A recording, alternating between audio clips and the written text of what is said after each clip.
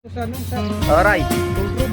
Nakasakay ka na naman sa yung sa yung wheels Ano? Kilala mo pa ako?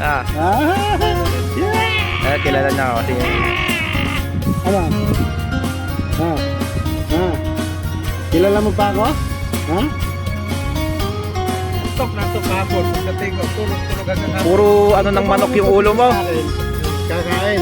Tapos kain tulog yan. Tulog dyan? Tagal mo dito? Yan, kung saan pag pinapasok mo sa loob ah. Paggabi, saan lagay? Paggabi doon din sa loob. Dito? Oo. O, dyan ka lang, Ray. Huwag ka nang lumabas.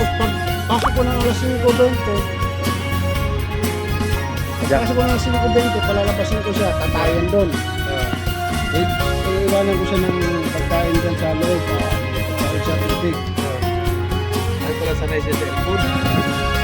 Sabi ni Kanayan, ano daw? Nagkalagalan na daw sa gate. Baka makuha niya. Dinala niya doon, meron doon. Dali mo ito. Busog ko. Busog ko, ayun. Kaya pala hindi na siya kumakain, binigyan ni Yusuf. Lambing niya. Lambing niya. Sabi magharap, tagal namin naglaro kagabi. Oh, makulit ito eh. Ano pa naman to?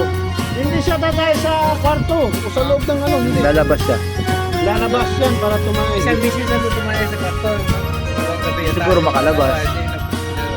Pag umiyak siya, gising ang bagat, palabas ko siya. O, dyan ka lang, Ray.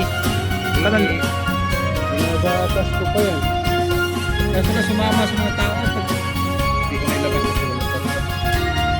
Sumama, sa Bacala daw ito napunta kanina, parking. Oh, Oh, yung wala nandito yan. yan sa akin, nilagay ko dyan ng tanghali. Sabi ko, mamaya ipapasok kita. Sabi ko, nakakita ko dito ng mga labasan ng mga tao. Busog ka na naman, Ray. Manok ulam mo. Sarap na. Social na social ka. Manok ulam mo. Labasan ng mga tao na. Manok ulam eh. Manok ulam. Chicken. Wala na. Ano ko na ba ito? Ano mo nang hanap? Makita ko gumano na. Sabi ko, yun ba yun? Sabi ko, Badong Ray. Anong pangalan mo talaga? Badong o si Ray? Badong o Ray? Ray. umuwi ako na. Ray. Bumalik ako dito. Ray. Ray. Nakita ko siya, pabalik na rito. Sabi ko, alang niya ka. Gala to, gala.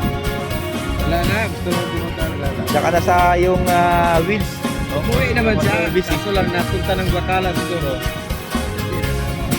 Hapon-hapon daw nagpunta, nakita niya ito, kinuha niya. Takot sa pusa. Hapon ng pusang bagong panganak. Kaya kinuha ko to dahil lalaki. Lalaki nga, mas maganda pag lalaki. Tsaka mabait siya, mabait. Matutulog ito eh. Wala kang koto. Meron pa yan. Yan na. May amo ka na eh. Bisita na lang doon, no, Ray. Tutulun. Pero magaan pa rin siya. Pero maano na. Tinabi yung lapad ng katawan mo. Ang ganda kasi niya, bilog katawan na no? Malapad ba no? Nagulat nga ako dito ng 5:20.